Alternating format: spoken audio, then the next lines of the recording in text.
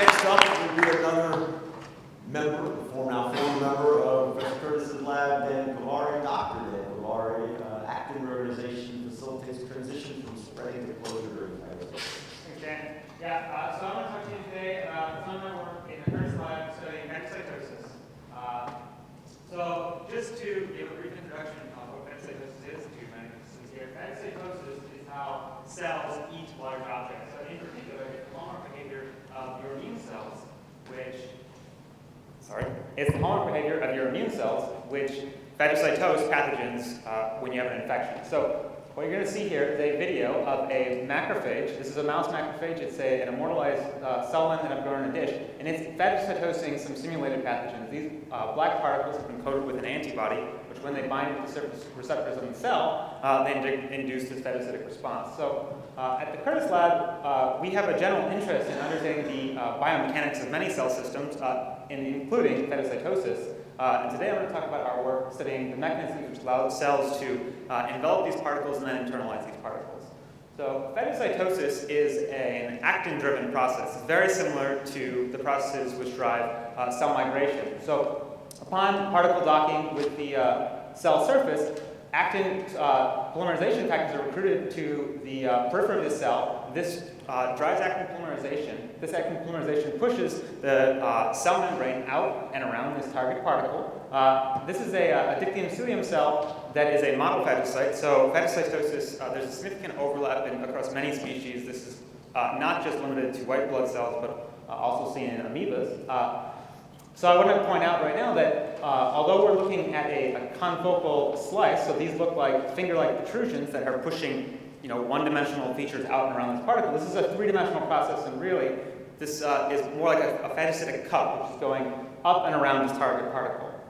Now, there's significant overlap between, as I mentioned, between the biomachinery, which assembles actin during cell migration, and the same machinery is responsible for assembling actin during phagocytosis. Now, that machinery has been well studied in migratory behaviors. So, in particular, in the formation of lamellipodia, these are the large flat structures which form at the edge of migrating cells. We know that actin forms a very dense network, and it's the continual polymerization of actin at its leading edge which drives these cells forward in one direction. We also know that part of the reason that the network is so dense is that there's a preferential accumulation of actin nucleation factors at the leading edge of the cell, in particular ARP23, which forms this nucleation point along an existing filament, giving a branching spot where you can branch off and form a daughter filament. In the end, you see actin structures that are very, very dense and highly interwoven, which can support pushing protrusion out along a flat surface. So the idea is, in sort of standard phagocytic literature, is that this same structure is adapted to work in 3-dimension or in a curved space that would then drive up and around the target particle. However, it's also been shown that during the course of phagocytosis, the cells are able to exert contractile forces where the cells can actually exert a pinching activity on the target particle. So on the figure on the left here, you're looking at a dictycilium cell again. This time, it's phagocytosing a dumbbell-shaped particle. These are two budding yeast. And as the cell gets to the junction point between these two lobes, it is able to exert a contractile force which pinches and severs these two lobes and draws one inside of itself. Stained in red here is actin. The idea is that actin has formed this sort of contractile belt analogous to the belt formed in cytokinesis, which cinches off two lobes of a cell and divides it. Similarly, this has been observed in mammalian cells. So these are macrophages again. These are two mouse macrophages phagocytosing an elastic particle. This time they're phagocytosing a shared particle. So this particle here is in green, and actin has been stained here in red. And again, you get the formation of this dense actin band co-localized with this site of contractile force. So this has led to a sort of an alternate structural model of what actin may look like at this leading edge, called the contractile belt model, where instead of having this branch network, which is on average oriented out along the target particle, pushing the membrane up, you now have these filaments that band around this target particle and act like a noose to pinch this particle down. Now, these models aren't necessarily mutually exclusive, but if both exist, it means that there has to be a transition from going in this initial sort of dense branch stage where you're pushing membrane out and around a particle to this cinch-off stage where you seal up a fetosome and internalize the particle. And so this is what we've really we've set out to investigate. So one of the difficulties in doing this experimentally is that the feature sizes that we're interested in, although they're large on a cellular scale, we're talking about objects which are a few microns, even tens of microns in size, they're still difficult to visualize with high precision in three-dimensional geometries. So to get around that, we've switched to a planar geometry termed frustrated phagocytosis, where instead of presenting a cell with a spherical or three-dimensional particle, we functionalize a flat surface with antibodies to act like a simulated pathogen, deposit our cells onto the simulated pathogen, and watch our cells undergo phagocytosis, at which point these cells spread out, similar to other spreading motifs, and eventually become frustrated and will transition to a later stage behavior. What we found is that doing things like quantitatively characterizing cell contact area and cell shape, we see that as these cells spread out, they spread over the surface, but then in their later stages, they undergo this period of retraction where they pull back from the surface, and you see this characteristic decrease in contact area and the formation of these membrane retraction tethers where the cell has pulled itself back off the surface, and you get little pinnings of membrane at the surface. And when we've done this many, many times, and for hundreds of cells, and we see that we can generalize this into a characteristic behavior where you have a sort of an initial quiescent period where the cells are initially docking with the particle substrate or the glass slide substrate, a rapid expansion period, and finally a contraction period. We've also combined this with traction force microscopy to characterize the contractile forces that are generated during this process.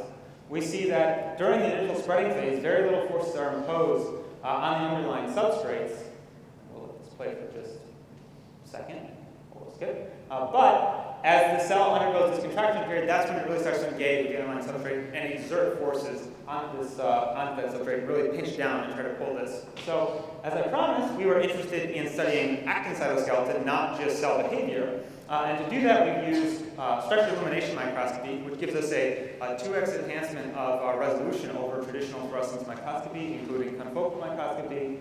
And what that allows us to do is not only visualize general orientation and location of actin, but start to pull out structural details and really resolve not individual actin filaments, but collections of actin bundles and actin fibers. And so what we see is that in early stages of phagocytosis, we have this dense accumulation of actin at this spreading edge. You don't see a lot of structural detail in this spreading domain, but this is pushing the cell out along the cell surface, similar to what you would expect for a migrating cell in the formation of a melanopodia. However, as the cell starts to go through the peak of its area and reaches its frustration point, you see that the actin begins to dissociate, or at least where it dims out, you see a dimming in our fluorescence imaging, and you start to see the formation of some fiber structures within the cell. Finally, as the cell undergoes this period of contraction, about a minute left, you get this form of these parallel bands that run along these contracting edges and are acting to pull back along the cell. So we hypothesized, so first off, we've in a planar geometry documented that we do in fact have both of these regimes, a branch regime and a contractile belt regime.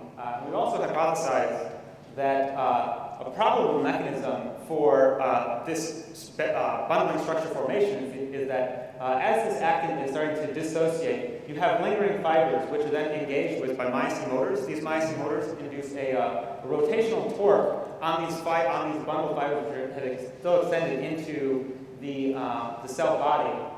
These fibers then realign due to that torque, forming eventually this parallel banding structure. Now these are anti-aligned, so you have this perfect contractile belt, which now these myosin motors can continue to act along and cinch up the structure, pulling those leading edges back towards the center of the cell body. So with that, I'll thank my group, Jennifer Curtis, of course, my funding, which was NSF, Georgia Tech, MERSEC, and I'll take any questions. Okay, time for a few questions.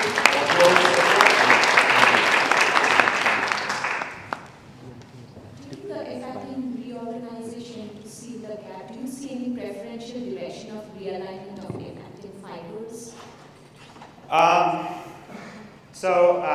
because we haven't done anything to like break the symmetry here. So the realignment. So I should stipulate that the work we've done so far has been in fixed cells. So what we've done is we've synchronized our cells with timing, and then we fixed them at various time points. And then based on our live dynamic movies without fluorescence imaging, we kind of compare that to know where we are in the state of the cell. So we don't see a lot of preferential organization in the cell, but we've done nothing to break the symmetry. These surfaces should be uniform and or fairly uniform. And we've done a lot of work to try to characterize, make sure that we had really flat and constant surfaces.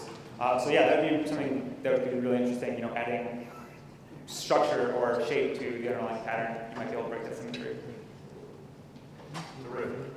If there are no further questions, one further question. How do you actually bend the F-actin? Basically, you have this fiber of F-actin. It's very well structured. People defend. So when you're bend, you have a protein there, or what's actually happening when you make those kinks there? So what I think is happening is that this is the last part is speculative, and I don't have a lot of experimental evidence yet to document all of that. But what I think is happening is that you have a couple of factors. First, you have maybe the downregulation of branching factors like RP3. Maybe you're starting to sever branching. Second, you're going to start to have things like formants come in, which are called actin bundles. You're going to have more rigid bonds. And finally, I think that what's happening is that you have this very dense region at the periphery of the cell, which persists long enough that you have sort of this local confinement of the actin fibers, which then mines it is going to start to take force. The point is these protein and branching proteins are being seemed just to not get a single fiber chain, but be arranged in fibers. If you have some ideas on how we can measure it, let's talk. I have also questions about ideas. Great topic for discussion. Poster, we will move along next.